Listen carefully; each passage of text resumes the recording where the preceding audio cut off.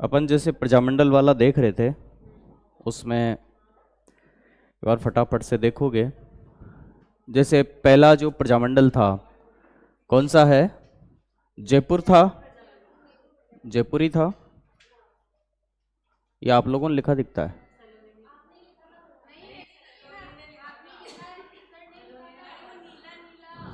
हाँ, देखो अब 31 में कौन कौन सा प्रजामंडल बन रहा है? हाँ, जयपुर और बूंदी बन रहा है। जयपुर हो गया, बूंदी हो गया, दो हो गए यहाँ पे, है ना। चलो, दो प्रजामंडल हो गए। और फिर 1934 में धौलपुर थोड़ी है। हाँ, मारवाड़ और हाड़ौती।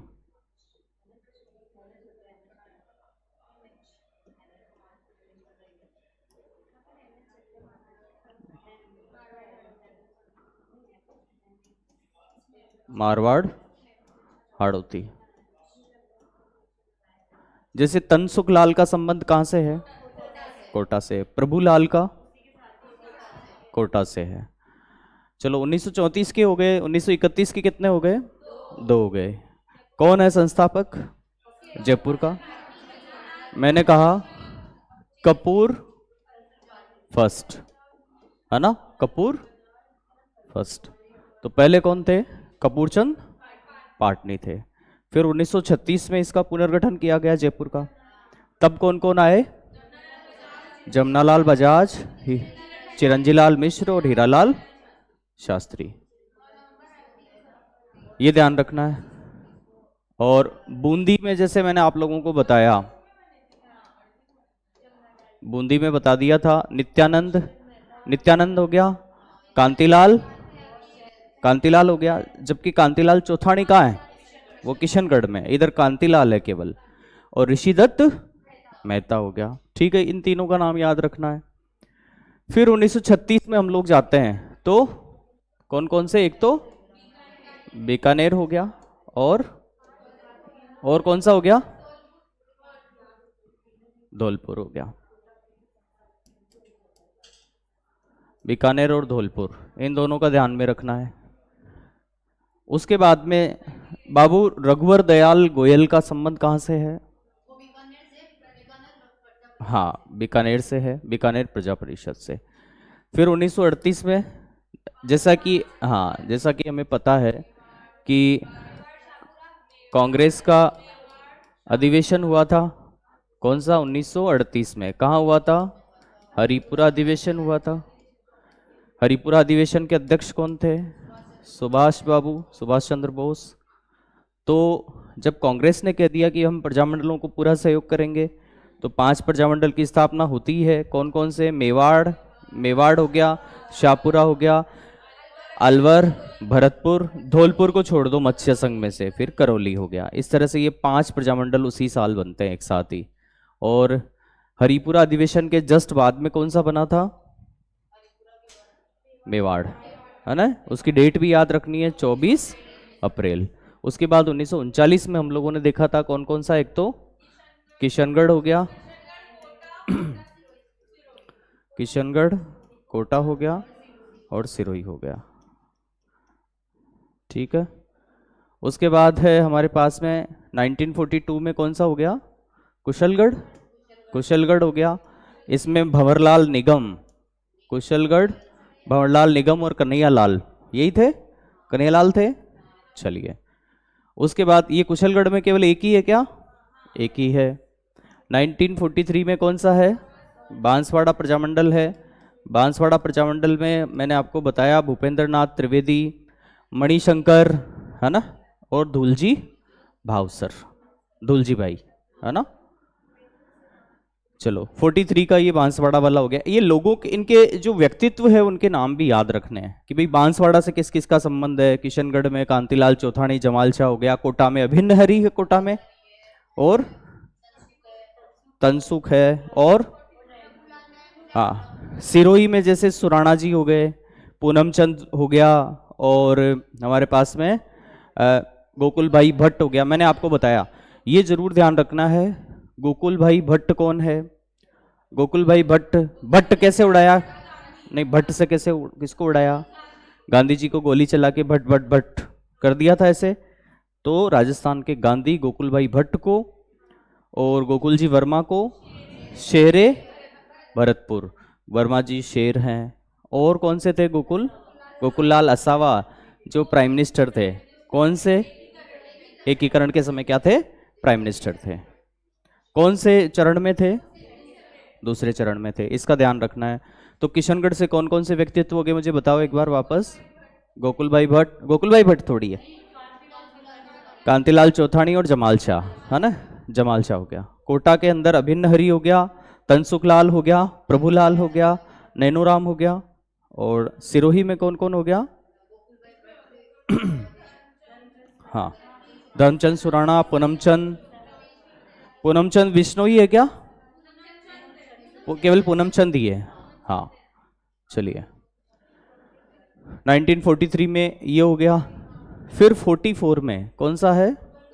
डूंगरपुर प्रजामंडल है, जिसमें छगनलाल, शिवलाल कोटड़िया और कुरीचंद जैन और हरी है एक तो, और एक क्या है, शिव है। शिवलाल कोटड़िया हो गया और भोगीलाल पांड्या हो गया।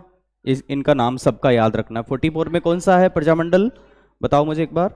डूंगरपुर हो गया, डूंगरपुर का है, ध्यान रखना, इसका ध्यान रखना है। उसके बाद डूंगरपुर में एक ही है क्या? फिर 1945 में जैसलमेर, सागरमल गोपा थे एक, है ना, उन्होंने पुस्तक कौन सी लिखी थी? जैसलमेर का गुंडा राज। लेकिन यहां भी एक गोपा है, कौन है एक गोपा यहां पे प्रजामंडल में? जैसलमेर प्रजामंडल में एक गोपा है, कौन है? हाँ, शिवशंकर गोपा, जैसलमेर प्रजा परिषद में, है ना। हाँ, तो 45 में एक तो जैसलमेर हो गया और एक कौन हो गया? प्रतापगढ़, है ना। प्रताप के जब अगर कोई जख्म लगेगा तो पिलाया क्या जाएगा? अमृत। तो अमृतलाल, एक तो अमृतलाल का संबंध हो गया यहाँ से, और इसके अलावा चुन्नीलाल का संबंध। अमृतलाल और चुन्नीलाल, प्रताप के ऐसे याद कर सकते हो आप इसके व्यक्तित्व को, कि प्रताप जब युद्ध में घायल होंगे तो अमृत पिलाया जाएगा और चुन्नी बांधी जाएगी, ऐसे याद कर सकते हो, ठीक है।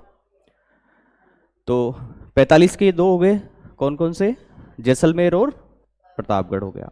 मतलब कुल मिला के ये है कि इन सभी प्रजामंडल का वर्ष याद रखना है आपको और इनके व्यक्तित्व आपको याद रखने हैं, समझ गए। और मुख्य मुख्य घटनाएं 46 में कौन सा है? झालावाड़, है ना। झालावाड़ में क्या क्या है, कौन कौन व्यक्ति है? मांगीलाल भव्य हो गया, कन्हैयालाल हो गया, मकबूल आलम हो गया। इधर मकबूल आलम है और किशनगढ़ में कौन है? जमाल शाह है ना। अब ध्यान रखना है, कांतिलाल चौथानी का संबंध तो कहां से है? जबकि केवल कांतिलाल की बात करेंगे तो तनसुखलाल का संबंध कहां से है? हाँ, प्रभुलाल का विजय का कोटा से है। सबका ध्यान रखना है। हो गया ये, आगे चले। चलिए, ये आप लोगों ने लिखा, ये क्या लिखा हुआ है? देखो, ये मारवाड़ प्रजामंडल भी था, है ना। तो इसमें अभ्यमल जैन हो गया, अचलेश्वर प्रसाद शर्मा हो गया, फिर भीमराज हो गया, भंवरलाल सर्राफ हो गया और जयनारायण व्यास बहुत अच्छी तरह से संबंधित रहे अपने मारवाड़ प्रजामंडल से, है ना। इधर उधर पूरी सारी उम्र भागते रहे इधर उधर। उसके बाद में कोटा में मैंने बता ही दिया, अभिन्न हरि प्रभु। हाँ जी, अच्छा दिख नहीं रहा क्या? अब इसको बड़ा क्या करना है, आगे चल ही रहे हैं अपन वैसे ही, है ना। और करना चाहो तो ये लो, कर लो। या आपने, किसने लिखा था ये? सलोनी ने। हाँ, अशुद्धियां तो खैर खूब है ये। हाँ, फिर से एक बार देख लो व्यक्तित्व के नाम। मैंने कहा जयपुर में, एक मिनट, जयपुर में कपूर फर्स्ट 1931 में इन्होंने स्थापना की थी। उसके बाद में फिर 1936 में क्या हुआ था? पुनर्गठन हुआ था। पुनर्गठन में ये 3 लोग शामिल थे। इसके अध्यक्ष कौन थे मुझे बताना एक बार। ये इसके अध्यक्ष थे उस समय। हाँ, मारवाड़ से संबंधित कौन कौन है, सीधा उठा के पूछा जाएगा कि भाई अचलेश्वर प्रसाद, हाँ अचलेश्वर दास है क्या, अचलेश्वर प्रसाद शर्मा होगा, दास थोड़ी है। हाँ अचलेश्वर प्रसाद है तो, हाँ तो ये अचलेश्वर का नाम याद रखना है, भंवरलाल सर्राफ का नाम याद रखना है। और अच्छा एक भंवरलाल और है ना, वो कहाँ है, हाँ वो कहाँ है, कुशलगढ़ में है भंवरलाल है, और कौन कौन है, हाँ अच्छा लादूराम का संबंध कहाँ से है, लादूराम का बताओ मुझे एक बार। अब अपन देखो लिस्ट पे चलते हैं एक बार, वहां आपको दिख भी जाएगा, देखते जाओ एक बार, सुनो। हाँ देखो मेवाड़ में ये भूरीलाल बया भी है यहाँ से, और माणिक्यलाल वर्मा है। तो अपने एक बलवंत सिंह मेहता और माणिक्यलाल वर्मा और भूरीलाल बया, ये तीनों का नाम याद रखना है, वर्ष याद रखना है। जयपुर प्रजामंडल में बताया आपको 31 में स्थापना हुई थी, कपूर फर्स्ट, फिर चिरंजीलाल मिश्र की अध्यक्षता हुई।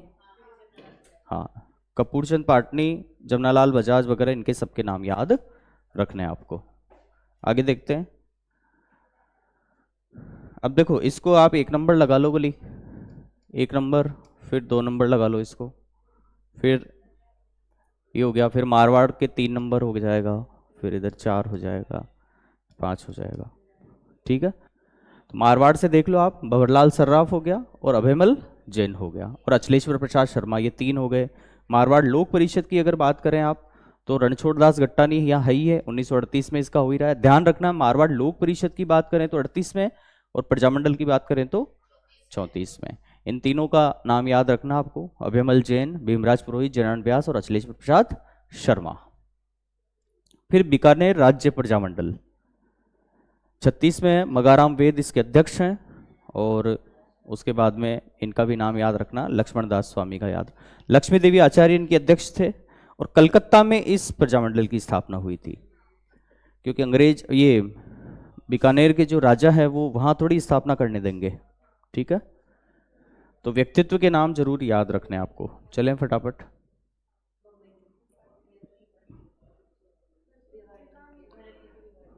हाँ छठे नंबर पे है बीकानेर राज्य प्रजा परिषद, बाबू रघुवर दयाल गोयल, 1942 में। अच्छा 1942 में कौन से प्रजामंडल की स्थापना हुई, और 42 में, अरे 42 में तो एक ही तो है, 42 में कौन सा है, कुशलगढ़। कुशलगढ़ से संबंधित व्यक्ति कौन कौन है, भंवरलाल है, और भंवरलाल है एक तो, और एक कन्हैयालाल है। उसके बाद में है कोटा हो गया, कोटा हो गया अपने 7 नंबर पे, कोटा प्रजामंडल हो गया। इसमें पहले हाड़ौती प्रजामंडल के नाम से था, 1934 में इसकी हाड़ौती प्रजामंडल की हुई थी।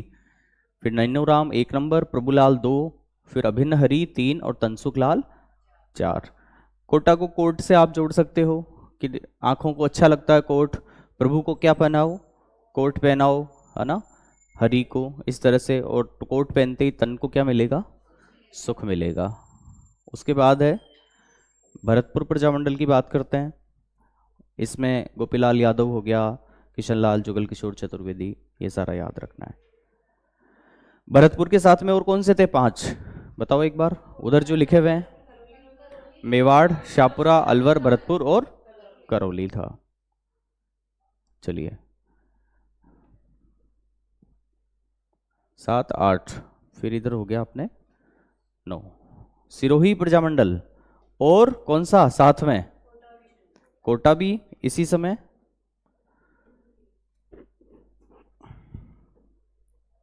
इसी के साथ में कौन सा था, और किशनगढ़।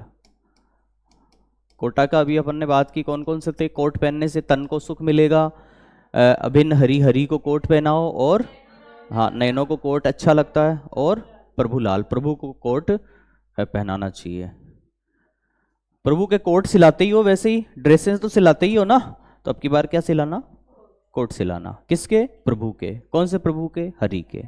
तन को क्या मिलेगा? सुख मिलेगा। आगे देखते हैं। सिरोही प्रजामंडल में ये 5-6 नाम याद रखने हैं आप लोगों को बराबर से। गोकुल भाई भट्ट गांधी जी को कैसे गोलियों से भट्ट भट्ट उड़ाया था? तो राजस्थान के गांधी। और वर्मा जी, गोकुल भाई अगर वर्मा, गोकुल जी वर्मा अगर कहे तो वर्मा जी क्या है? शेर हैं, तो शेरे भरतपुर। और गोकुल लाल असावा अपने प्राइम मिनिस्टर थे कौन से चरण में? एकीकरण के कौन चरण में? दूसरे चरण में। आगे देखते हैं। ये इसके सारे नाम याद रखना है। गोकुल भाई भट्ट हो गया, और धर्मचंद सुराणा, केसालाल चौधरी, रामेश्वर दयाल अग्रवाल, पूनमचंद वगैरह सारे। स्थापना याद रखनी है 1939 में ये तीनों प्रजामंडल की स्थापना हो रही है। 1 2 3। आगे देखते हैं। 9 नंबर हो गया। फिर देखते हैं। हाँ देखो ये लिखा हुआ है 10। करौली का हमने देखा। करौली में ये तीनों नाम याद रखने हैं। त्रिलोक जी आपको पढ़ाने आते हैं, है ना? और चिरंजीलाल शर्मा, यहाँ चिरंजीलाल शर्मा है, उधर चिरंजीलाल मिश्र का संबंध कहाँ से है? मिश्र का संबंध है जयपुर से। कैसे, कहाँ आया था?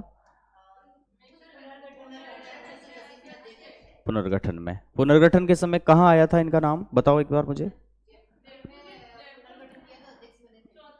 कब?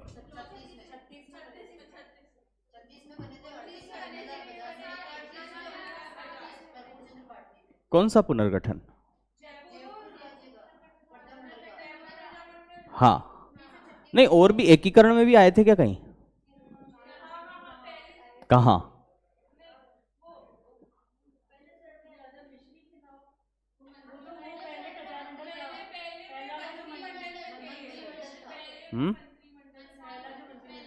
हाँ, आप कह रहे हो पहला प्रजामंडल था। मैंने कहा कौन सा प्रजामंडल आ गया भाई? पहले मंत्रिमंडल में थे ये। क्या थे? हाँ बताओ, पांचों के नाम बताओ एक बार। हाँ हाँ, मतलब ये है कि आपके जो एकीकरण का जो प्रथम चरण था उसके मंत्रिमंडल में भी ये शामिल थे, जिसमें कौन कौन था? गोपीलाल यादव, मास्टर आदित्येंद्र, मंगल सिंह, जुगल किशोर चतुर्वेदी और चिरंजीलाल मिश्र। ये ध्यान रखना है। हाँ हाँ बिल्कुल, होने ही है। चलो आगे देखते हैं। चिरंजीलाल मिश्र, मदन सिंह, इन तीनों का नाम याद रखना है आपको ना। चिरंजीलाल शर्मा कौन है? गोकुल जी वाला पूरा आपको याद रखना है। उसके बाद शाहपुरा प्रजामंडल मैंने बताया था, एक साथ 5 कौन से बने थे? मेवाड़, शाहपुरा, अलवर, भरतपुर। धौलपुर था क्या उस समय 1938 में? नहीं था। फिर कौन सा आ गया? करौली। उसके बाद 11वां धौलपुर प्रजामंडल है। इसमें कृष्णदत्त पालीवाल, है ना, मूलचंद 3। अब धौलपुर में देखो मैंने आपको क्या कैसे जुड़वाया था इसको, कि धौलपुर में है जो है डाकू होते थे। डाकू होते थे तो धौलपुर को ऐसे डाकू से याद करना है आप। कृष्ण क्या है? दांत तोड़ दे डाकुओं के, है ना। डाकुओं को क्या खाने को मिलती है वहां पे? जंगल में क्या है? मूली है। और क्या है? नाम हो तो क्या हो डाकू का? ज्वाला प्रसाद हो। बस ये 3 नाम ऐसे आप जोड़ के याद कर सकते हो डाकू से। उसके बाद में अलवर राज्य प्रजामंडल हो गया। इसमें हरि कुंज में। हरि कहाँ है? हरि कहाँ है? क्या हरि वाला कुछ ऐसे उससे भी था क्या? डूंगरपुर प्रजामंडल से क्या था? क्या था? शिवलाल कोटड़िया थे वहां पे, और हरि भी थे वहां पे, हरिदेव जोशी थे वहां पे। याद रखना है। तो हरि हरि से कौन कौन से हैं वो याद रखना है। और है आपके पास 12 हो गया, ये 13 हो गया। मैंने आपको बताया था कि जैसलमेर में एक व्यक्तित्व हैं सागरमल गोपा, उनको मार दिया था। उनकी पुस्तक का नाम क्या था? जैसलमेर में गुंडा राज, है ना, याद रखना है। तो ऐसे ही जैसलमेर राज्य प्रजा परिषद में शिवशंकर गोपा भी थे, और जैसलमेर प्रजामंडल की स्थापना हो रही है 1945 में, और जैसलमेर के साथ ही एक और प्रजामंडल की स्थापना हो रही है, कौन सा है वो? प्रतापगढ़ है। प्रतापगढ़ को मैंने बताया कि प्रताप के अगर घाव लगेगा तो अमृत पिलाया जाएगा और चुन्नी से बांधा जाएगा। तो ये दोनों व्यक्ति जो संबंधित हैं वो प्रतापगढ़ प्रजामंडल से हैं। जैसलमेर के आप देख लो, एक तो मीठालाल व्यास, मीठा पानी तो होता ही नहीं है जैसलमेर में, होता होगा एक नंबर, ये बस एक ही है। ओके, शिवशंकर गोपा और मीठालाल व्यास दोनों का ध्यान रखना है कि जैसलमेर से संबंधित हैं, साफ बात है।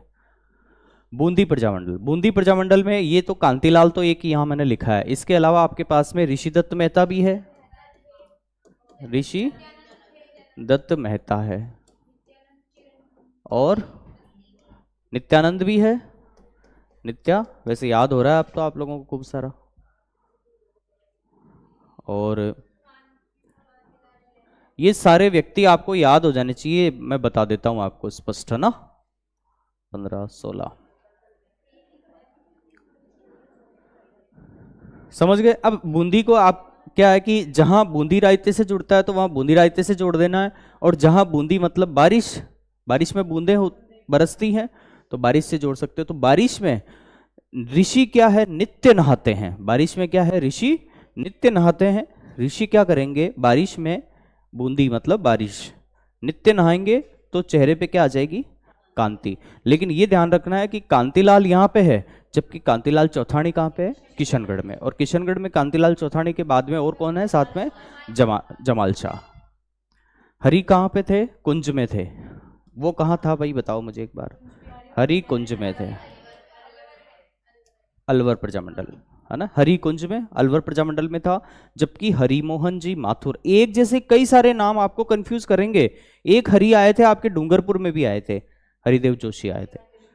और यहाँ पे ब्रज सुंदर शर्मा, तो ये किस में आएगा? बूंदी राज्य प्रजामंडल में, हरिमोहन माथुर। जबकि हरि और कुंज दोनों किस में आएंगे? अलवर में आएंगे, ये भी ध्यान रखना है, ये दोनों अलवर में आएंगे। आगे बात करते हैं हम लोग। ये 16 तक हो गए, खत्म हो गया क्या? खत्म हो गया क्या? अच्छा नहीं हुआ था अभी तो, है ना। हाँ, तो ये पन्ने कुछ ऐड हो गए इसमें, 16 तक था वहां पे। 16 के बाद आप देखो, हाँ 17 पे आ जाएगा ना कुशलगढ़। ये 17 हो गया, ये 18 हो गया, ये 19 हो गया। वैसे इनकी अपन ने बीच बीच में बात कर ली थी, है ना। हाँ, भंवरलाल निगम, ये क्या हो गया? भंवरलाल निगम हो गया। कुशलगढ़ प्रजामंडल और कन्हैयालाल सेठिया। कन्हैयालाल सेठिया की रचनाओं के नाम बताओ, देखिए 2-4। धरती धोरारी, लीलटास, मिझर। पाथल और पीतल किसकी है? पाथल और पीतल भी इन्हीं की है। जिसमें पाथल किसको कहा गया है? पाथल किसको गया है? पाथल किसको कहा गया है? कहा पृथ्वीराज राठौड़ को। और पीथल किसको कहा गया है? हाँ हाँ, इन्होंने क्या है कि एक पत्र लिखा था, किसको? राणा प्रताप को एक पत्र लिखा था। किसने? पृथ्वीराज राठौड़ ने पत्र लिखा था। किसको पत्र लिखा? राणा प्रताप को, कि भाई आपको, भले ही अकबर की उधर थे, अकबर की साइड थे पृथ्वीराज राठौड़, लेकिन फिर भी राणा प्रताप की जो स्वाधीनता से बहुत प्रेम करते थे ये। तो राणा प्रताप को इन्होंने बहुत एक भाव विभोर कर देने वाला पत्र लिखा कि भाई आपको जो है, आप आन बान शान हो, और आपको इस तरह से जो है माफी वगैरह या जो भी है अधीनता स्वीकार नहीं करनी चाहिए। तो पाथल कौन है फिर बताएंगे? पृथ्वीराज राठौड़ है। पीथल कौन है? राणा प्रताप हैं, उनका भी आपको ध्यान में रखना है। ठीक बात। आगे देखते हैं। अब देखो, प्रताप के जब जख्म लगेगा तो क्या बांधी जाएगी? क्या बांधी जाएगी? चुन्नी बांधी जाएगी। और क्या पिलाया जाएगा? अमृतलाल। आपसे डायरेक्ट प्रश्न पूछा जाएगा कि चुन्नीलाल, श्री चुन्नीलाल का संबंध कौन से प्रजामंडल से है? या दो दे देंगे आपको, मान लो चुन्नीलाल भी दे दिया, अमृतलाल भी दे दिया, कि इनका संबंध कौन से प्रजामंडल से है? भंवरलाल का संबंध कहां से है? कुशलगढ़ से। तो ये आपको सारणी याद रखनी है। हाँ हाँ, समझ गए। तो एक एक प्रश्न आपके देखो इस सारणी में से निश्चित रूप से आने वाला है, इसका ध्यान रखना है। हाँ, इसके नोट्स देंगे बिल्कुल। वो उसको किरण को तो दे ही दिए है ना, तेरे पास तो पढ़ के आई ना, तो आज तो बता देगी क्या आंसर? हाँ, नहीं उसको मैं एक चीज बताऊं, उसको उसका हिंदी में ना फुल कॉन्फिडेंस है, फुल कॉन्फिडेंस। संस्कृत पढ़ लेगी, फुल कॉन्फिडेंस आ जाएगा। अब रीट में क्या है, संस्कृत है ही है तो कोई दिक्कत ही नहीं है, हिंदी है तो कोई दिक्कत ही नहीं है, राजस्थान की कला संस्कृति में तो कोई प्रॉब्लम ही नहीं है उसको, वो पूरे दिन रटती रहती है उनको। और अब दिक्कत उसको एक तो पॉलिटी में है ना, और एक ये राजस्थान का जो प्रजामंडल वाला और ये जो पोर्शन है इसमें दिक्कत है। हाँ, कभी जिंदगी में पढ़ाई नहीं इसको, तब तो दिक्कत आएगी, तब तो भाई दिक्कत आए। आपने भी नहीं पढ़ा बिल्कुल, लेकिन याद हो रहे हैं ना आप? हाँ आप, बिल्कुल बिल्कुल। साइंस बैकग्राउंड को ये कला संस्कृति इतिहास वगैरह याद करने में बहुत दिक्कत आती ही है, आपके भी नहीं थी। हाँ, तो कोई नहीं, याद हो जाएंगे, चिंता मत करो। चलो 1 मिनट आपके,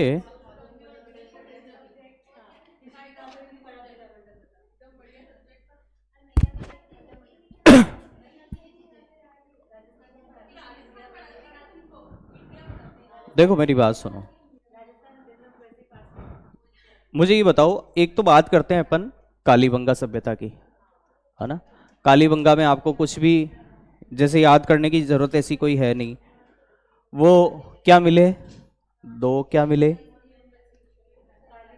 नगर जो मिला उसके दो भाग थे, एक तो क्या था, हाँ गढ़ी था, और एक जो जहां पे साधारण लोग रहते थे नगर था। ये कैसे था, दोहरे परकोटे से, दोहरा परकोटा था, इसका प्रश्न पूछा जाता है, समझ गए। दो पार्ट्स थे, एक तो बड़ा था, ये तो देखो बड़ा था, और ये थोड़ा छोटा था, यहाँ पे राजा लोग रहते थे, प्रशासनिक अधिकारी रहते थे, ये ध्यान रखना। इन्होंने नगर के जो लोग हैं उनके लिए तो दोहरी सुरक्षा नहीं की, लेकिन खुद के लिए क्या किया, डबल दीवार बनाई भाई, कि हम ज्यादा प्रोटेक्ट रहने चाहिए, इसको क्या किया, डबल। और यहाँ पे लोग रहते हैं, पब्लिक रहती है, यहाँ पे गेट है, यहाँ पे गेट है, समझ गए। और पूरा का पूरा जो नगर है वो कैसा है, समकोण पर एक दूसरे काटता है। मैंने आपको बताया नालियों की जो है जो छोटी गली है, जो छोटी सी गली है वो कितनी है, 1.8 मीटर, 18 दूनी 36। उससे जो बड़ी गली है वो 3.6 मीटर की है। एक बार कल्पना भी आप कर सकते हो कि आपका एक जो पावंडा है वो क्या आएगा, 1 मीटर के आसपास हो जाता है, तो 3.6 मीटर की उससे बड़ी गली है। फिर 36 दूनी 72, 72, 7.2, तो 7.2 मीटर की आपकी सबसे जो बड़ा रोड है वो 7.2 मीटर का है। इस चीज का आपको ध्यान रखना है। ये तो आपके ये वाली बात हो गई। नालियां आपके कैसी थी, नालियां एक तो पक्की ईंटों की थी, पक्की ईंटों की थी, और इसके अलावा लकड़ी की ईंटों की भी नालियां, लकड़ी की ईंटों की क्या, सॉरी लकड़ी की, एक तो पक्की ईंटों की नालियां मिली है और एक लकड़ी की नालियां मिली है, जबकि मकान वगैरह जो बने हुए थे वो कच्ची ईंटों के थे, समझ गए। मैं कहूं कि ईंटों का प्रयोग ही जहां पे नहीं हुआ है, गणेश्वर की सभ्यता है, गणेश किसका काम करता है, पत्थर का काम करता है, ठीक है। तो ये नालियों वाला मामला याद रखना है। एक दशरथ शर्मा ने, कौन है भाई, हाँ दशरथ शर्मा ने इसको तीसरी राजधानी कहा है। क्या कहा है, तीसरी राजधानी कहा है। जैसे पहली हड़प्पा, दूसरी मोहनजोदड़ो, और तीसरी क्या हो जाएगी, कालीबंगा। कालीबंगा भी एक नगरीय सभ्यता थी, जबकि आहड़ क्या थी, ग्रामीण सभ्यता थी, समझ गए। और इसकी क्या क्या विशेषताएं हैं बताओ एक बार मुझे। हाँ 7 हवन वेदिकाएं प्राप्त हुई है यहां से, हाँ लेकिन 7 हवन वेदिकाएं यहां से प्राप्त तो हुई है, लेकिन 6 चूल्हे कहां से प्राप्त हुए, आहड़ से प्राप्त हुए वेदिकाएं, 7 हवन वेदिकाएं यहां से प्राप्त हुई है। हाँ दूसरा सुनो, देखो काले मृदभांड, हाँ ये काले मृदभांड, और ये कैसे हैं, ये काले ही हैं, ये पूरे काले हैं, और इनके ऊपर लाल रंग का चित्र ज्यामितीय अलंकरण वगैरह किया गया। जबकि लाल और काले मृदभांड की संस्कृति किसको कहा जाएगा, आहड़ सभ्यता को कहा जाएगा, इसका ध्यान रखना है। और इसके बहुत सारे फैक्ट हैं, बताओ देखे। अच्छा बंगा, बंगा शब्द का मतलब क्या होता है, बंगा शब्द का मतलब होता है चूड़ियां काली, और काली बंगा का मतलब क्या है, काली बंगा शब्द का मतलब याद रखना। कालीबंगा सभ्यता है कहां पे, हनुमानगढ़ में है, हनुमानगढ़ में है। उत्खनन करता जो है वो कौन है, सबसे पहले 51-52 में अमलानंद घोष ने, और उसके बाद में 61 से लेके 69 तक बीबी लाल, बीके थापर, हाँ बीबी लाल और बीके थापर और श्रीवास्तव। कई बार उत्खननकर्ता का नाम भी पूछ लिया जाता है। और आहड़ की जो सभ्यता है उसकी खुदाई कब करवाई गई थी, 1953 में, 1953 में खुदाई कराई गई थी। अक्षय कीर्ति व्यास, अक्षय कीर्ति व्यास थे, और कौन थे, अक्षय कीर्ति व्यास, हाँ एच डी सांकलिया थे, हंसमुख, हंसमुख धीरज, इस तरह से नाम है कुछ, हाँ, और आरसी अग्रवाल, इन तीनों के नाम आपको याद रखने हैं। मतलब इसकी खुदाई जो कराई गई थी वो तो 1951-52 में पहली बार कालीबंगा की, और 1953 में किसकी कराई गई, आहड़ की कराई गई थी। आहड़ में आपको ध्यान रखना है कि लंबे आयताकार मकान जिनको पार्टीशन किया गया है, जिनको क्या किया गया था, और छत जो थी वो इस तरह से थी, इस तरह से लंबी छत थी, और ये घास फूस से जो है आपके किया हुआ था, इस बात का ध्यान रखना। और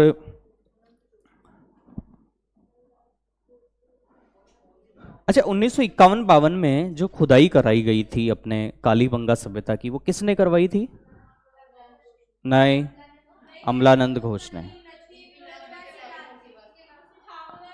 मेरी बात सुनो, 51-52 में किसने कराई, अमलानंद घोष ने। ये बीबी लाल थापर वगैरह ये बाद में आए थे। ये 61 से लेके 69 के बीच में, 69 के बीच में जो खुदाई हुई थी वो कराई थी लाल थापर और श्रीवास्तव ने, इनका नाम याद रखना है। हाँ आहड़ की जो सभ्यता है वो ताम्रयुगीन सभ्यता है। कौन सी है, तांबा गलाने का उद्योग यहां प्रमुख रूप से था, किसमें, आहड़ में, आहड़ में। और चावल का प्रयोग करते थे यहाँ के लोग, किसका प्रयोग करते थे, चावल का प्रयोग करते थे आहड़वासी। और आहड़ की सभ्यता मैंने आपको बता दी कि आयड़ नदी के किनारे है। पहले नदी है बनास, बनास की सहायक नदी है बेड़च, बेड़च का नाम जस्ट पहले उदय सागर झील में कौन सी नदी गिरती है, आयड़ नदी गिरती है, आयड़ नदी गिरती है उदय सागर झील में। उदय सागर झील के बाद उसका नाम क्या हो जाता है, बेड़च हो जाता है, और बेड़च जाके फिर किस में मिल जाती है, बनास नदी में मिल जाती है। फिर बनास नदी आगे जाके सवाई माधोपुर में किस में मिल जाती है, चंबल नदी में। उस जगह का नाम क्या है, रामेश्वरम है। पूरा मैप आपके, बिल्कुल नदियों का भी मैप पूरा क्लियर होना चाहिए दिमाग में अच्छी तरह से, ये ध्यान रखना है। आगे देखते हैं हम लोग, जैसे ताम्रवर्ती नगरी किसे कहा जाएगा, फिर से बताएंगे। एक ध्यान रखना है कि पाकिस्तान की एक सभ्यता है कोट दीजी। कौन सी है, कोट दीजी। अच्छा कोटा प्रजामंडल, कोट से ज्यादा कोटा प्रजामंडल। प्रभु को क्या पहनाया जाएगा, कोट पहनाया जाएगा। तन को क्या मिलेगा, अभिन्न हरि, हरि को क्या पहनाया जाएगा, कोट पहनाया जाएगा। तो ऐसे कोटा प्रजामंडल के सारे नाम आप लोगों को याद रखने चाहिए। कोट दीजी की जो सभ्यता है वो कहां पे है, पाकिस्तान में है। जिसका संबंध कहां से माना जाता है, कोट दीजी का कालीबंगा से इसका संबंध माना जाता है। यहां पे जो सामान की प्राप्ति हुई है वो कोट दीजी से काफी कुछ सिमिलर है, काफी कुछ सिमिलर है, ये ध्यान रखना है। तो आहड़ वासियों का मुख्य कार्य क्या था, तांबा, तांबा। सिंधु घाटी सभ्यता का अगर समय काल आप लोगों से पूछे, उसमें विशेष रूप से अपने कालीबंगा का, तो कालीबंगा का समय काल कहां से कहां तक ठहरेगा, एक बार बताओ मेरे को, कहां से कहां तक, नहीं नहीं नहीं, हाँ 1750 ईसा पूर्व से 2350 ईसा पूर्व, ऐसा ये वाला ड्यूरेशन जो है उसका आपको ध्यान रखना है। हाँ हाँ, 2300 से 1700, बिल्कुल बिल्कुल, हाँ वैसे चलना पड़ेगा ना अपने को, बिल्कुल सही बात है। देखो फिर से मैं आपसे पूछूं कि काले और लाल रंग के मृदभांड कहां से प्राप्त हुए हैं? बताओ कोमल, आप बताओ पीछे। आहड़ से। जबकि काले मृदभांडों पे लाल लाल रंग की जो ज्यामितीय हाँ लाल पे काला, हाँ लाल पे काला, और सफेद भी है, सफेद भी है, उसका भी ध्यान रखना। लाल रंग के मृदभांड पे उस पे काले रंग की ज्यामितीय अलंकरण हो गया, और व्हाइट सफेद रंग के भी हो गया। जबकि काले मृदभांड अलग और लाल मृदभांड अलग, ये जो संस्कृति है वो है कौन सी? आहड़। बेराठ में भी आप ध्यान रखना, स्लेटी कलर के और इस तरह से थे ना, ये ध्यान रखना उसमें भी। आहड़ के जो लोग हैं वो चावल तो खाते ही थे, जबकि जबकि गेहूं और ज्वार का भी प्रयोग करते थे आहड़ के लोग। जबकि कालीबंगा के जो लोग हैं वो गेहूं, जौ, चना और सरसों का उपयोग करते थे। गेहूं और जौ तो अपन एक साथ उगाते ही हैं, अरे जौ की रोटी भी खाते हैं, है ना। और सुनो, जो कालीबंगा के लोग हैं उनका गेहूं और जौ की रोटी खाते थे, चने की दाल और सरसों दा साग। उधर आज भी चलता है सरसों दा साग।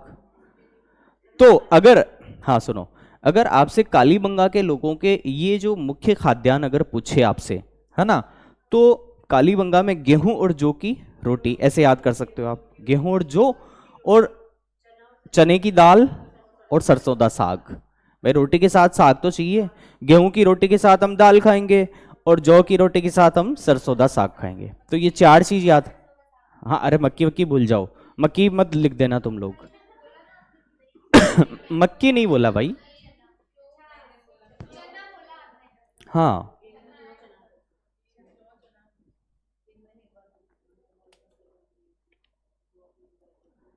तो आहड़ जो सभ्यता है, जैसे आपसे एक प्रश्न पूछूं मैं,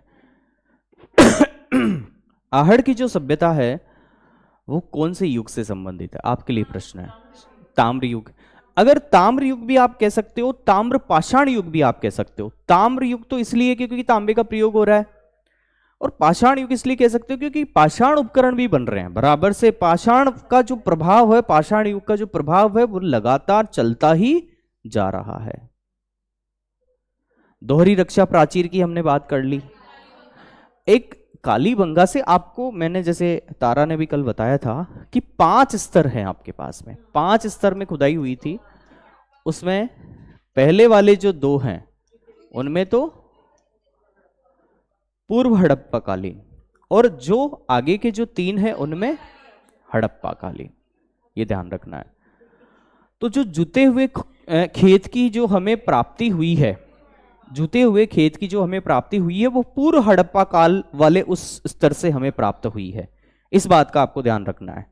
जुते हुए, मैंने आपको पहले ये बताया था कि आहड़ की सभ्यता के, सुनो, आहड़ की सभ्यता के, आहड़ की सभ्यता किस प्रकार की सभ्यता है? ताम्रयुगीन सभ्यता है। और इसके अन्य स्थल कौन कौन से माने जाते हैं? हाँ, बालाथल, बालाथल, गिलुंड और ओझियाना। ओझियाना की सभ्यता कहाँ है आपके?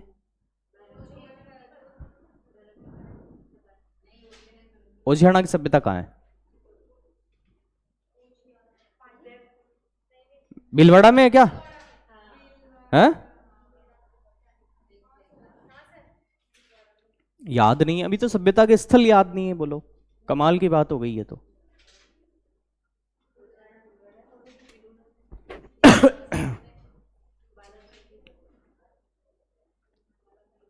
ठीक है भाई।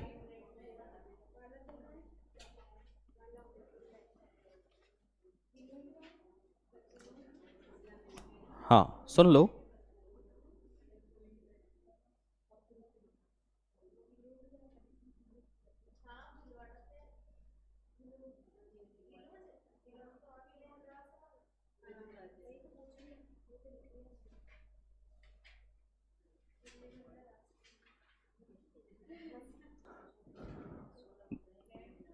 देखो अगर एक प्रश्न आपसे पूछा जाए, सुनो मेरी बात, कि जो आहड़ के लोग हैं, कौन से आहड़ के जो लोग हैं वो मुख्य रूप से, सुन लो, आहड़ के जो लोग हैं वो मुख्य रूप से किसका प्रयोग करते हैं? तांबे का तो करते हैं, खाद्यान्न में चावल का प्रयोग करते हैं, चावल का प्रयोग करते हैं, और चावल के साथ में गेहूं और ज्वार का भी प्रयोग करते हैं। किसका? गेहूं और ज्वार का उपयोग भी करते हैं, लेकिन मुख्य रूप से किसका उपयोग करते हैं भाई? चावल का करते हैं। ठीक बात। लेकिन कालीबंगा के जो लोग हैं, आप कालीबंगा के जो लोग हैं रोटी तो किसकी बनाएंगे? गेहूं और जौ की। गेहूं और, कई बार पूछा जाता है, गेहूं और जौ की। और सब्जी किसकी बनाएंगे? दाल, दाल और सरसों। हाँ हाँ, सॉरी, चना, सॉरी सॉरी, दाल नहीं, चना, चने की दाल और सरसों दा साग। ये ध्यान रखना है आपको खाद्यान्न के मामले में। फिर से बताएंगे, आहड़ के अन्य केंद्र कौन कौन से हैं? आहड़ के अन्य केंद्र कौन कौन से हैं? गिलुंड, बालाथल और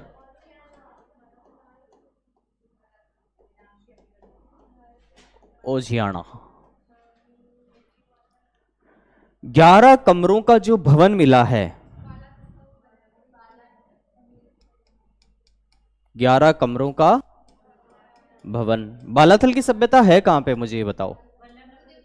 वल्लभ नगर, नगर उदयपुर में, वल्लभ नगर उदयपुर में हो गया। और यहां से कुष्ठ रोग का कुछ मिला है क्या? कुष्ठ रोग के यहां से एक शव से प्रमाण मिले हैं हमें। ठीक है। कोई वस्त्र भी मिला है क्या? किसी वस्त्र की बुना हुआ एक वस्त्र की ओर कहीं से प्राप्ति हुई है? सूती वस्त्र की कालीबंगा से।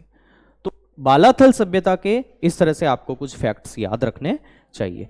हाँ, वीएन मिश्र, मिश्र जो है, वीएन मिश्र ने इस सभ्यता की जो है खुदाई वगैरह करवाई थी।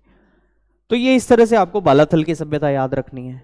मैंने कहा गणेश काम कौन सा करता है? पत्थर का काम करता है। तो गणेश्वर की सभ्यता में ईंटों की प्राप्ति हुई ही नहीं है, केवल किसकी प्राप्ति हुई है? पत्थर की। गणेश किसका काम करेगा? पत्थर का काम करेगा। आहड़ सभ्यता के खाद्यान्न बताओ मुझे एक बार वापस से। चावल, गेहूं, ज्वार। और कालीबंगा के बताओ एक बार। गेहूं, जौ, चना, सरसों। ये ध्यान रखना है। गणेश्वर की सभ्यता बता दी आप लोगों को, कहां पर है पहले तो ये बताओ? कौन सी नदी के किनारे है? कांतली नदी के किनारे है, सीकर में है, इसका ध्यान रखना है। और कैसी है? पत्थर के बांध वगैरह बनाने का भी यहां पे हमें प्रमाण मिलता है। तो पत्थर की सभ्यता है, ये ध्यान रखना आप। हाँ, अब जैसे हम लोग बात करते हैं, आपके एक बेराट की सभ्यता भी है। तो बेराट की सभ्यता सबसे पहले तो ये बताओ मुझे कि कहां पर है? विराटनगर, जयपुर, है ना? अभी भी विराटनगर है उधर। हाँ, कोटपुतली में आ गया।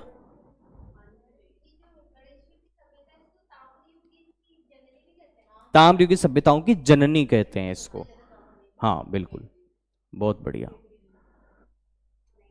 और तांबा यहां से जा रहा है, जो अन्य सैंधव स्थल है उनको यहां से तांबा जाता है खेतड़ी से, ये ध्यान रखना है।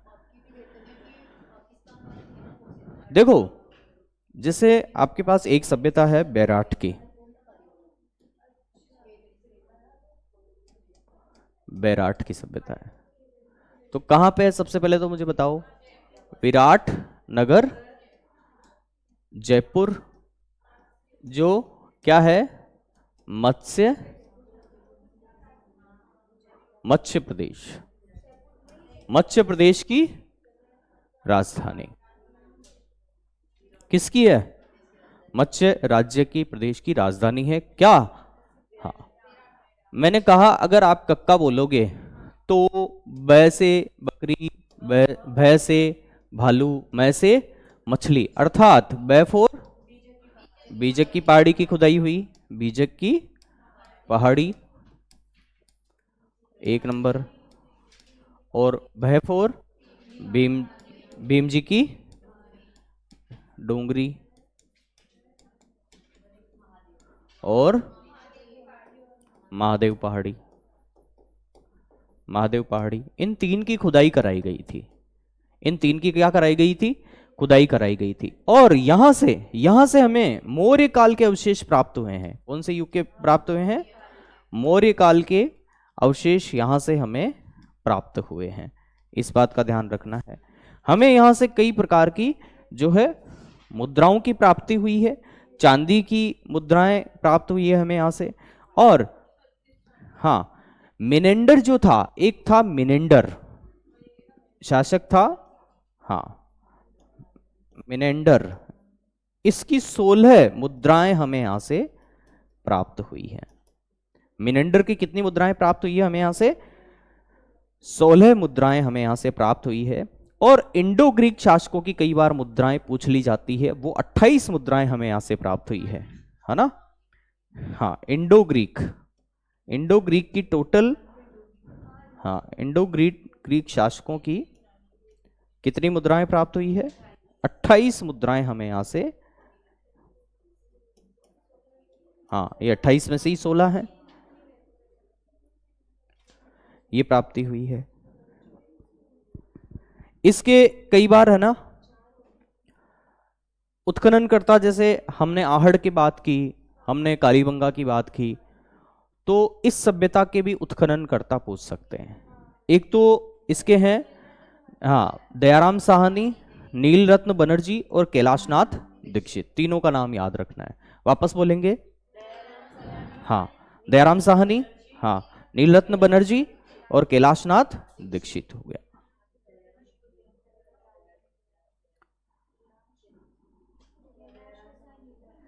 पहली बार जो इन्होंने, सुन लो, पहली बार जो उत्खनन कराया वो दयाराम साहनी ने करवाया और 1936 में कराया। कब कराया? 1936 में कराया है। सबसे पहले किसने कराया है? दयाराम साहनी ने करवाया। उसके बाद नीलरत्न बनर्जी और कैलाशनाथ दीक्षित। आपको तीनों का नाम याद रखना है, 1936 का वर्ष याद रखना है। अब जैसे मैं आपसे पूछूं, वापस से पूछूं, जैसे कालीबंगा की खुदाई किस वर्ष कराई गई? 1951-52 में कराई गई, वापस 61 से लेके 69 के बीच कराई गई। आहड़ की खुदाई कब कराई गई? 1953 में कराई गई। अच्छा, इसके उत्खनन करता बताओ एक बार।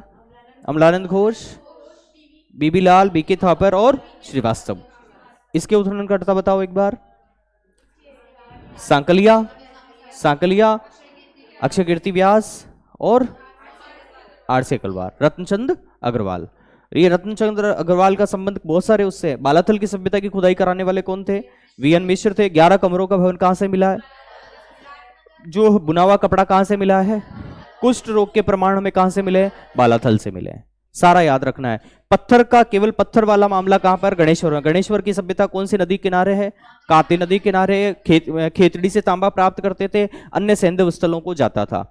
आहड़ सभ्यता के अन्य स्थल कौन कौन से हैं? बालाथल हो गया, गिलुंड हो गया और ओझियाना हो गया। ओझियाना की सभ्यता कहां पे है? भीलवाड़ा में है। बालाथल की सभ्यता कहां है? उदयपुर में है। और गिलुंड की सभ्यता कहां है? राजसमंद में है। गिलुंड की सभ्यता कहां पर है? राजसमंद में। उसका ध्यान रखना आपको। और अभी जैसे बैराट की सभ्यता की मैंने बात की, तो बैराट की सभ्यता की खुदाई कब हुई थी? कब हुई थी खुदाई? हाँ, 1936 में इसकी खुदाई हुई है। कैलाश, सबसे पहले दयाराम साहनी ने इसकी खुदाई करवाई। उसके बाद कैलाशनाथ दीक्षित और है नील रत्न बनर्जी, चंद्र नहीं, नील रत्न बनर्जी। इसका ध्यान रखना है। मिनेंडर की कितनी मुद्राएं यहां से प्राप्त हुई है? हमें 16 मुद्राएं प्राप्त। इंडो ग्रीक शासकों की कितनी मुद्राएं प्राप्त हुई है? 28 मुद्राएं हमें यहां से प्राप्त हुई है। कौन से जिले में है ये? विराटनगर, जयपुर में। और कौन से प्रदेश की राजधानी था? मध्य प्रदेश की राजधानी था। मध्य प्रदेश की मौर्य काल के अवशेष हमें यहां से प्राप्त हुए हैं। इस चीज का ध्यान रख। तीनों डूंगरी का नाम आप लोगों को याद रखना है। कौन कौन सी डूंगरी हैं तीनों? हाँ, विराटनगर से, विराटनगर से कहते हैं कि आदि मानव यहां रहता था, और यहाँ की जो गुफाएं थी, गुफाओं के अंदर जो ये चट्टानें बनी हुई है, चट्टाने के ऊपर बहुत सारे चित्र बने हुए मिले। शैल चित्र, शैल चित्र कहा जाता है, जो चट्टानों पे बने हुए चित्र मिलते हैं वो आदि मानव के द्वारा बनाए गए। तो बहुत सारे युगों के हमें यहाँ से अवशेष प्राप्त होते हैं। कौन सी सभ्यता से?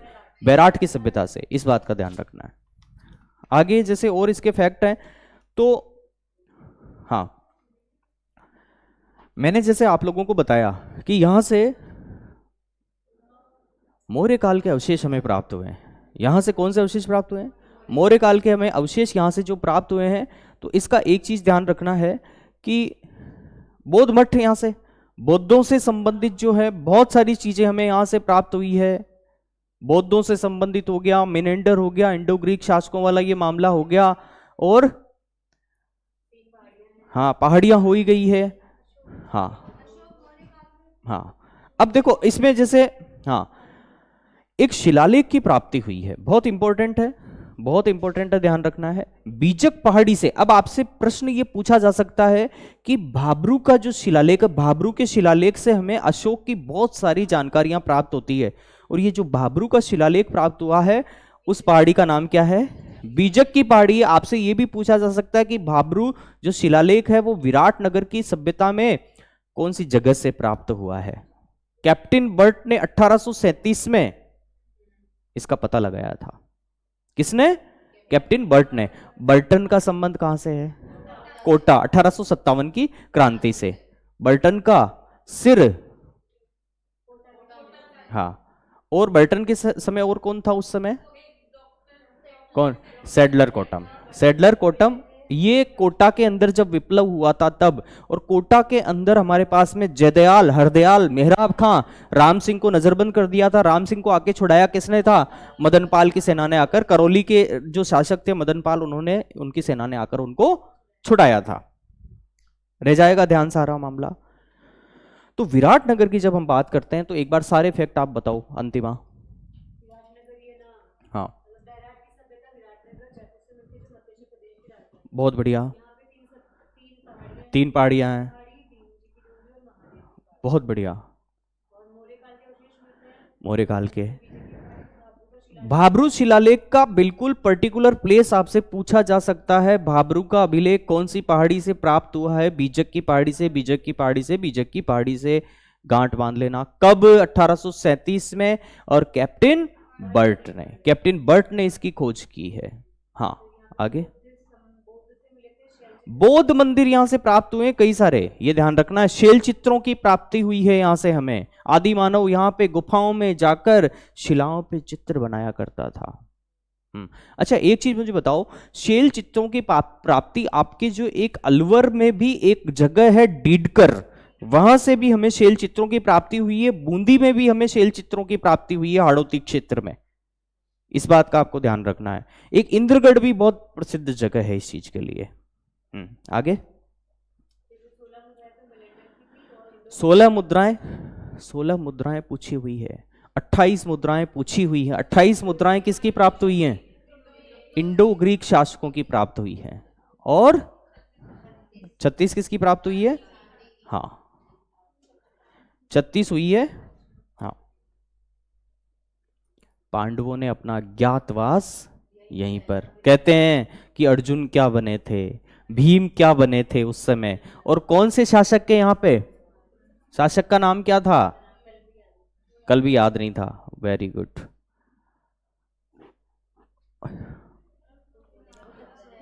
अब सुनो, सम्राट अशोक जो है उन्होंने कौन सा धर्म धारण कर लिया था? तो बौद्ध धर्म से संबंधित भी यहां पे बहुत ज्यादा अवशेष हमें प्राप्त हुए हैं। और शंख लिपि वगैरह का ये लोग प्रयोग करते थे, इसमें कोई दिक्कत है ही नहीं है अपने को। अगर ये आपसे पूछ ले कि बीजक की पहाड़ी पे ये जो भाब्रू का शिलालेख है, ये भाब्रू का शिलालेख आपके भी बहुत इंपॉर्टेंट है हिस्ट्री में, इसका ध्यान रखना है। तो ये वाली चीज आपको ध्यान रखनी है। ये कुछ किलों में से प्रश्न पूछूं आपसे, दुर्गों में से, दुर्गों में से कुछ कुछ प्रश्न पूछूं? हाँ, देखो एक है ना आहड़ की सभ्यता से कुछ और मैं आपसे पूछता हूं कि जैसा कि अभी इन्होंने बताया कि 7 वेदिकाएं कहां से प्राप्त हुई थी? हवन कुंड। वेदिका से क्या मतलब? हवन कुंड। तो इससे उनकी धार्मिक आस्था का हमें पता लगता है कि वो बिल्कुल निश्चित रूप से किसी न किसी ऐसी शक्ति में या विश्वास रखते थे। अब जैसे 6 चूलों की जो प्राप्ति, 7 वेदिकाओं की प्राप्ति से कहां से हुई है? आहड़ से, कालीबंगा से हुई। और 6 चूलों की प्राप्ति कहां से? आहड़ से प्राप्त हुई है। और मानव हथेली की छाप है। अब पता नहीं वो उसको कौन से युग में उसने जो है किसने, हाँ आहड़ से मिली है। मानव हथेली की छाप है उन्हीं। आप तो ऐसे कल्पना करो ना, कैसे ऐसे कोई आदिवासी किसी कबीले का कोई घर होगा ऐसा है, आयताकार है घर, उसके पार्टीशन किए गए हैं कि भाई एक भाई तू ही मरे लीजिए, तू ही मरे लीजिए, तू ही मरे लीजिए। वहीं से 6 चूलों की प्राप्ति हुई है। तो हो सकता है कि कई तो कहते हैं कि भाई वो एक सामूहिक रूप से रहते थे, कई कहते हैं कि अलग अलग यूं हो सकता है। हाँ भाई अलग अलग चूल्हा है ना, 6 चूल्हे हो ही गए। मानव हथेली की छाप प्राप्त हुई है। ये आहड़ की बात कर रहा हूं मैं, सारी किसकी बात कर रहा हूं? आहड़। मैंने आपको बताया कि कालीबंगा हमारे पास में एक नगरीय सभ्यता है, जबकि आहड़ की सभ्यता क्या है? एक ग्रामीण सभ्यता है। इस चीज का आपको ध्यान में रखना है।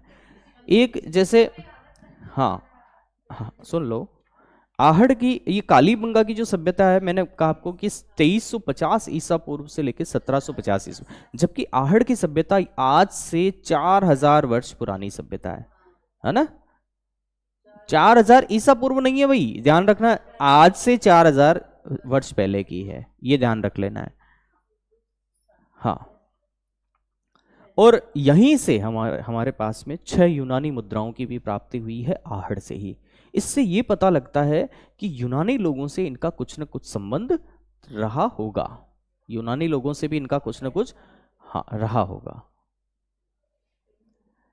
और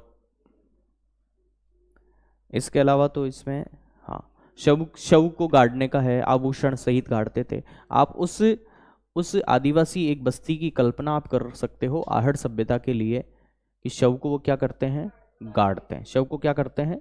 गाड़ते हैं। और बनास संस्कृति के नाम से इसको जाना जाता है। क्यों? आहड़ की सभ्यता बनास नदी के और उस आयड़ नदी के उधर ही तो है, बीच में। हाँ, और आहड़ की सभ्यता में एक है कि जैसे पानी के लिए एक शोषण पात्र, एक विशेष प्रकार का गड्ढा होता था, जिससे क्या है कि प्रदूषण वगैरह नहीं होता था और पानी की निकासी बिल्कुल व्यवस्थित तरीके से होती थी। आहड़ में भी किस प्रकार की ईंटों का प्रयोग हुआ है? कच्ची ईंटों का ही प्रयोग हुआ है आहड़ में। जबकि लेकिन गिलुंड में, आपको मैं बताऊं, गिलुंड में पक्की ईंटों का प्रयोग हुआ है। ये इसी का एक स्थल माना जाता है। गिलुंड हुआ, बालाथल हुआ, ओजियाना हुआ, ये सब आहड़ के ही स्थल माने जाते हैं। और ताम्रयुगीन स्थल है।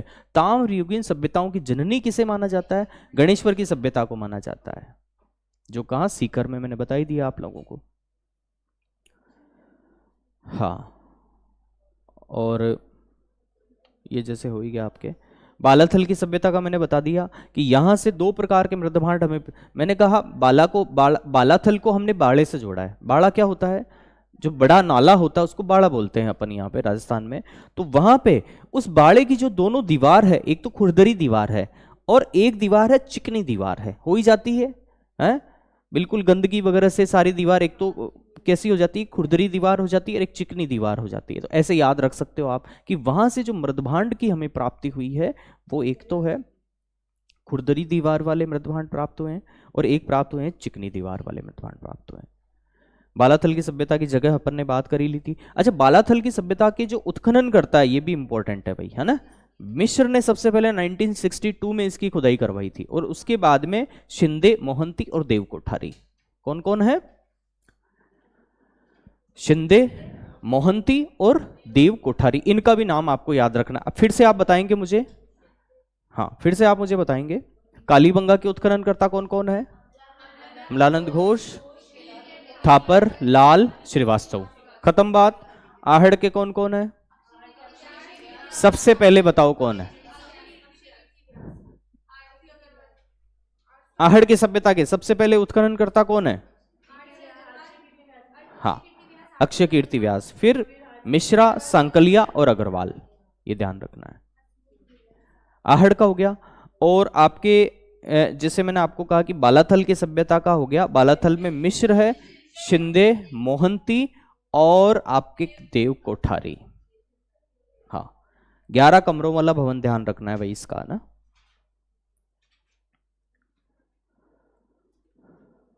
बैराठ की हमने बात कर ली, और गणेश्वर की सभ्यता में ऐसा कोई है नहीं। ईंटें इनमें, इसमें सबसे इंपॉर्टेंट, अच्छा एक चीज ध्यान रखनी है कि आहड़ से हमें यूनानी मुद्राओं की प्राप्ति हुई है। कितनी मुद्राओं की? आहड़ से 6 यूनानी मुद्राओं की प्राप्ति। अरे भाई आप ये आंकड़ा ध्यान रखना कि 16 मुद्राएं कहां से, किसकी, और 28 मुद्राएं, और ये 6 यूनानी मुद्राओं की प्राप्ति कहां से हुई है? हमें आहड़ से हुई है। एक मुझे बताओ, बिना हत्थे का जलपात्र की प्राप्ति कहां से हुई है? बिना हत्थे का जलपात्र कहां से मिला है? हाँ भाई, आहड़ से जैसे ये बिना हत्थे का जलपात्र हमें प्राप्त हुआ है, ऐसा ही जलपात्र कहां से प्राप्त होता है? ईरान से। तो ईरान से इनका संबंध माना जाता है आहड़ वासियों का। और दूसरा, हमें यहां से 6 यूनानी मुद्राओं की प्राप्ति हुई है, इससे यूनान से भी इनका संबंध माना जाता है। तो अगर आपसे बात करें कि आहड़ की सभ्यता का संबंध कौन से दो विदेशी क्षेत्रों से, ईरानियों से और यूनानियों से संबंध है। ईरानियों से तो संबंध हमें कैसे पता चलता है कि बिना हत्थे का एक जलपात्र की प्राप्ति हमें होती है, जैसा वैसा का वैसा ईरान में बहुत प्रचलित था। और 6 यूनानी मुद्राओं की प्राप्ति होने से मतलब है कि यूनान से भी इनका संबंध था, कोई ना कोई व्यापारिक संबंध रहा होगा। तांबा गलाना मृग, हाँ बताओ। Lapis lazuli, lapis lazuli, lapis lazuli तो ये मेरे हिसाब से चित्रकारी वगैरह के काम में आता है। ये पत्थर चित्रकारी का रंग वगैरह बनता है इससे, मेरे हिसाब से लेपिस लाजुली से, लेपिस लाजुली। हाँ वो इन्होंने बता दिया ना भाई, विश्नोई नीले रंग का प्रयोग क्यों नहीं करते? वो नील की खेती की वजह से नीले रंग का प्रयोग नहीं करते भाई। 29 जो नियम है उनके, उसमें एक अंतिम नियम है उनका कि नीले वस्त्र नहीं पहनने चाहिए, क्योंकि उनमें नील की, तो अब नीले वस्त्रों में नील की अभी भी होती है क्या? अभी भी? हाँ, आर्टिफिशियल हो जाता है अब। हाँ हाँ, पाउडर वाली।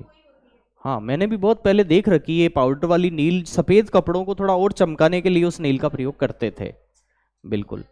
हाँ तो विश्नोई जो है उनका, जाम्भो जी के 29 नियम है, उसमें एक अंतिम नियम है कि नीले वस्त्र नहीं पहनने चाहिए। तो उस नीले वस्त्र का ये लॉजिक बताया है कि भाई क्या है, वो नील की खेती की वजह से, हाँ, मिट्टी को खराब कर देती है, बिल्कुल बिल्कुल, पर्यावरण को नुकसान पहुंचाती है। ठीक है, तो आहड़, आहड़ वासियों का हमें संबंध पता चल गया, कहां कहां से है? यूनान और ईरान से।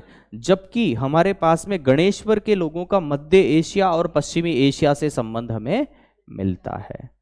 क्या कालीबंगा वालों का भी कहीं से संबंध है? कहां से है? कोड दीजी में वैसा का वैसा ही हमें वहां से प्राप्त हुआ है, इसका भी ध्यान रखना है। हाँ, वस्त्र का एक टुकड़ा हमें मिला है, कहां से मिला है? बालाथल से मिला है। हाँ, खुरदरी दीवार और चिकनी दीवार का संबंध बालाथल से है।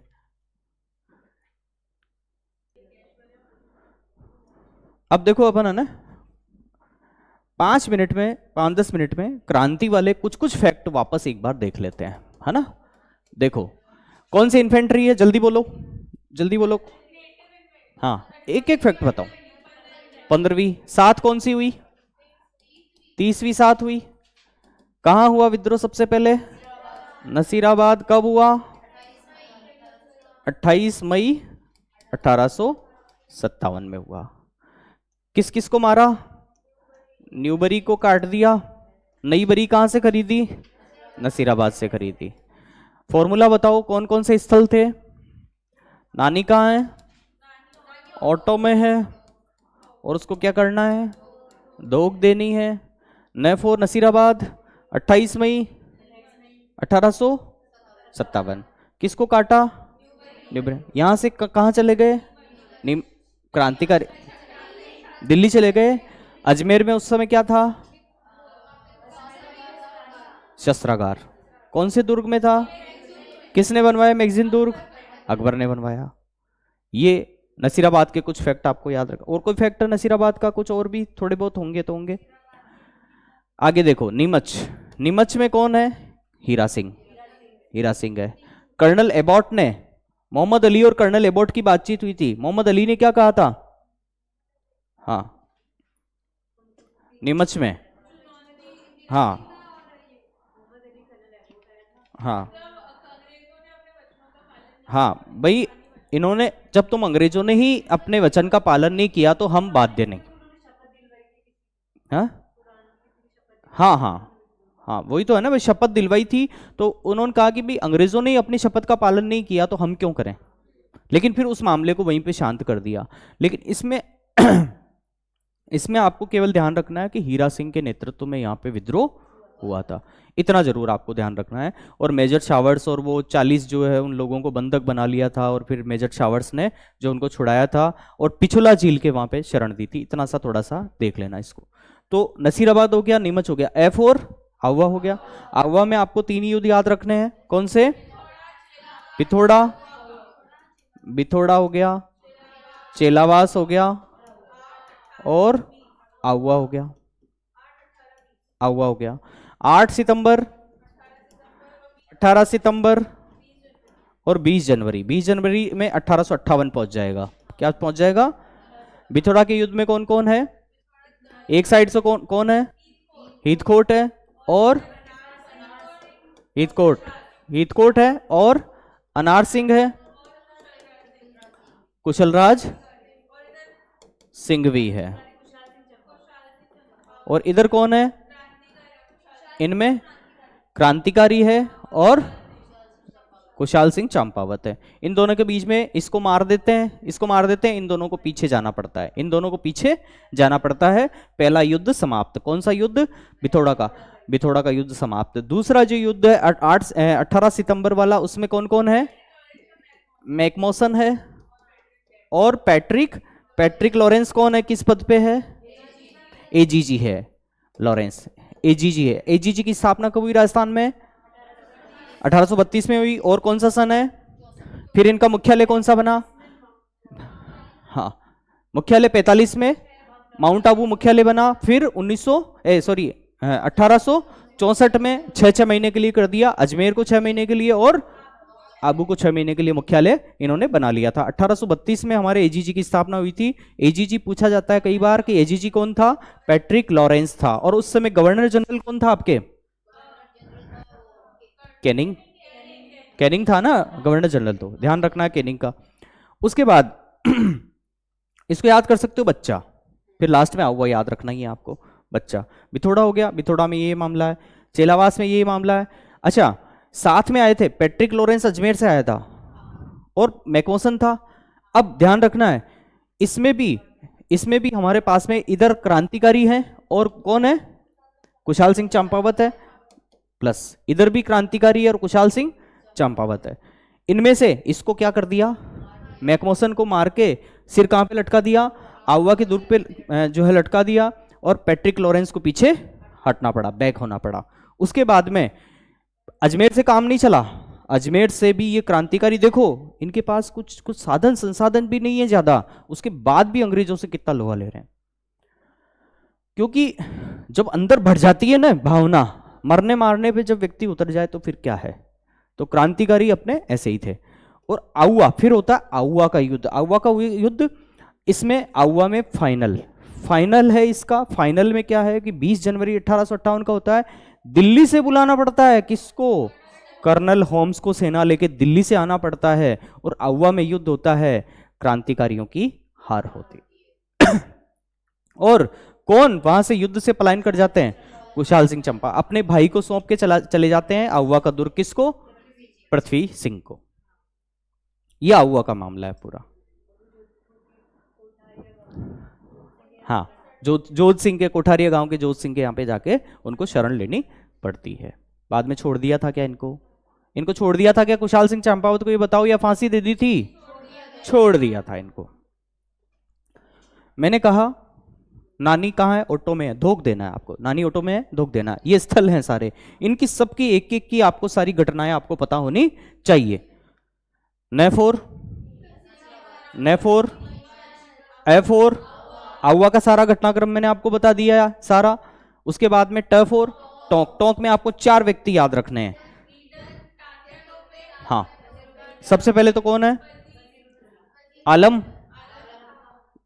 वजीर है, आलम है, वजीर है। शासन किसका है, शासन किसका है अभी टोंक पर? हाँ,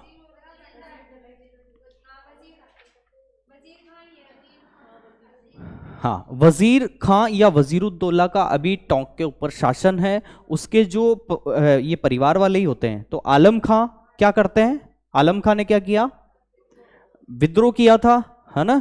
और कर्नल ईडन आके बचाता है, कर्नल ईडन आके बचाता है। और जो है तांत्या टोपे सेना सहित वहां आने पर जो है नवाब की सेना में इनमें युद्ध होता है और हारना किसको पड़ता है?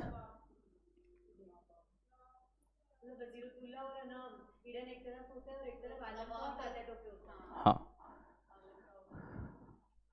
आलम खां और तांत्या टोपे, और जो भी वहाँ के जो क्रांतिकारी वगैरह हैं वो एक साइड होते हैं, और जो नवाब होता है और कर्नल जो ईडन है वो एक साइड होता है। ये ध्यान रखना है। ईडन ने जो है फिर बचाया था, इसको मुक्त कराया था, किसको? टोंक। हाँ, कर्नल ईडन जब आया था तो उसने टोंक को मुक्त कराया था इनसे, तांत्या टोपे वगैरह से और आलम खां से। तो पहला फिर कौन सा बताएंगे? फिर फिर फिर टोंक का बता दिया मैंने। टोंक में आपको 4 ही व्यक्ति याद रखने हैं, वजीर, आलम खां, तांत्या टोपे, ईडन। अब देखो, ईडन, ईडन और वजीर तो एक साइड में है, आलम और तांत्या टोपे एक साइड में है, समझ गए। 6 महीने तक टोंक के ऊपर अधिकार रहा है इनका, तांत्या टोपे का और आलम खां का। 6 महीने बाद में ये वजीर खां भागा भागा गया ईडन के पास में, कर्नल ईडन के पास में, और ईडन ने फिर जो है टोंक को मुक्त करवाया था 6 महीने बाद में। तो ये हो गया स्थल। फिर बताएंगे पहला स्थल कौन सा, फिर दूसरा, फिर आउवा, धौलपुर। धौलपुर को रामचंद्र और हीरालाल इन्होंने विद्रोह किया था, और पटियाला की सेना ने आकर जो इसको मुक्त करवाया था। उसके बाद में कैफोर क्या है, कोटा। कोटा में सबसे ज्यादा विप्लव हुआ था। कोटा की आपको नीमच की डेट है 3 जून, नसीराबाद की डेट है 28 मई, कोटा की डेट है 15 अक्टूबर। कोटा में जयदयाल, हरदयाल और मेहराब खां इन्होंने क्रांति का बिगुल बजा दिया था। बाद में इनको तोप से उड़ाया था, नीम के पेड़ पे इनको फांसी दे दी थी बाद में। और राम सिंह को हाँ, राम सिंह को जो है बंधक बना लिया था, और बर्टन को और सैडलर कोटम को मार दिया था। पुत्रों की भी हत्या कर दी थी उनके की। हाँ, हाँ, मेजर बर्टन को मार दिया, उसके 2 पुत्रों की हत्या कर दी, और सैडलर कोटम की हत्या कर दी। क्रांति का नेतृत्व कौन कौन कर रहे थे? हाँ, देखो, एक इनके प्रश्न इन्होंने पूछा था एक दिन कि सर वो लाला हरदयाल वो अलग चीज है। लाला हरदयाल गद्दार पार्टी में थे 1913 में, जबकि ये हरदयाल, जयदयाल, हरदयाल और मेहराब खां, जयदयाल, हरदयाल और मेहराब खां, इसका ध्यान रखना आपको। फिर बोलेंगे कोटा में, डेट बताएंगे 15 अक्टूबर 1800, नेतृत्वकर्ता बताएंगे जयदयाल, हरदयाल और मेहराब खां है। सबसे ज्यादा विप्लव हुआ था कोटा में, सबसे ज्यादा विप्लव हुआ था। हत्या जो की मेजर बर्टन की हत्या की, उसके 2 पुत्रों की हत्या की, और सैडलर कोटम नामक एक डॉक्टर की हत्या की, इन सबको मार दिया। उसके बाद में जो राम सिंह है, राम सिंह से जो है एक पत्र के ऊपर क्रांतिकारियों ने हस्ताक्षर करवा लिए थे, और उसके बाद में राम सिंह को नजरबंद कर दिया था। राम सिंह को क्या कर दिया? एक राम सिंह जयपुर में भी थे, आपको बताऊं मैं, जयपुर में भी थे एक राम सिंह इधर भी है। कहां पे? कोटा में।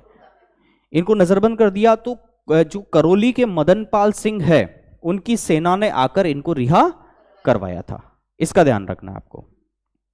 बाद में अंतिम रूप से जो कोटा है वो किसके आने पे? जनरल रॉबर्ट्स के आने पे, जनरल रॉबर्ट्स के आने पे,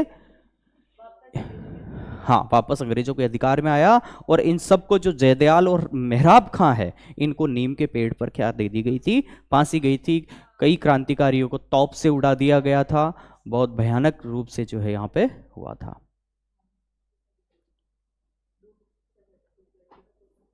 अब जैसे कई बार आपसे मैं पॉलिटिकल एजेंट भी पूछा जाता है, पॉलिटिकल एजेंट भी पूछा जाता है, तो जैसे कोटा के पॉलिटिकल एजेंट कौन थे, बर्टन थे।